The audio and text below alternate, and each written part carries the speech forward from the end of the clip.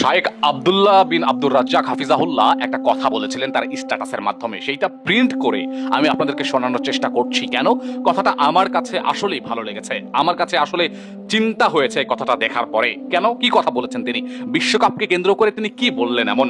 তিনি বললেন, মহান আল্লাহ মানুষকে জ্ঞান দান করেছেন, জ্ঞানের কারণেই তাকে পৃথিবীর দায়িত্বশীল করেছেন, দুনিয়ার সকল কিছুকে তারা অনুগত করে দিয়েছেন, আর মানুষ সেই আমানতের খেয়ানত করার মাধ্যমে অভিশপ্ত ও গজবের হকদার হয়ে যাচ্ছে।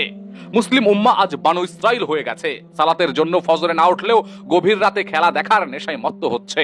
নাউজুবিল্লাহ।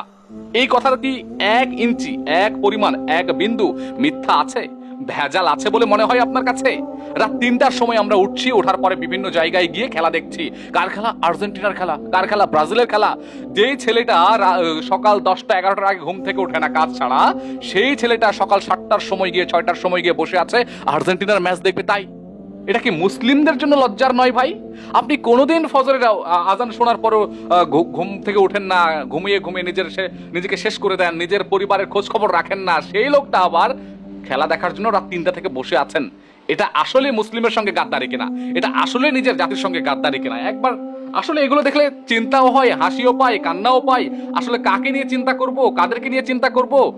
সবশেষে দেখা যায় যে নিজেও সেইগুলোর মধ্যে জড়িয়ে যাই। আসলে আমরা কোন দিকে যাব? এই মুসলিম উম্মাহ কত দিক দিয়ে যে ভ্রান্ততার মধ্যে পড়ে গেছে, কত দিক দিয়ে যে পথভ্রষ্ট হয়েছে, এটা বলে বোঝানো সম্ভব না, লিখে বোঝানো সম্ভব না। এক একজন এক এক রকম সমস্যার মধ্যে অন্তর্ভুক্ত হয়েছে। কেউ নেশা করে, কেউ পর্নোগ্রাফি দেখে, কেউ রিলেশন করে, হারাম রিলেশন, কেউ আবার মাদক নেশা এগুলোর মধ্যে জড়িয়ে গেছে, কেউ আবার চুরি রাহাজানি ছিনতাই করে, কেউ আবার অন্যান্য অন্যায় অপকর্ম করে, কেউ আবার অন্যান্য রকমের জুয়ায় মত্ত হয়ে গেছে। এক উম্মাহ কয়েক ভাগে বিভক্ত হয়ে গেছে, কয়েক রকমের শ্রেণীতে বিভক্ত হয়ে পড়েছে শুধুমাত্র নিজেদের মধ্যে। সেই জন্য আসলে এগুলো দেখলে হাসিও পাই, কান্নাও পাও, আফসোসও হয়, দুর্ভাগ্যও আসে। আসলে আপনার কাছে আমার প্রশ্ন রেখে যেতেই চাই আমি, আপনি কি মনে করেন যে আসলে আমরা কি বানু ইসরাইলদের মতো হয়ে যাচ্ছি না? আমরা কি আমাদের বিবেককে বেচে দিচ্ছি না?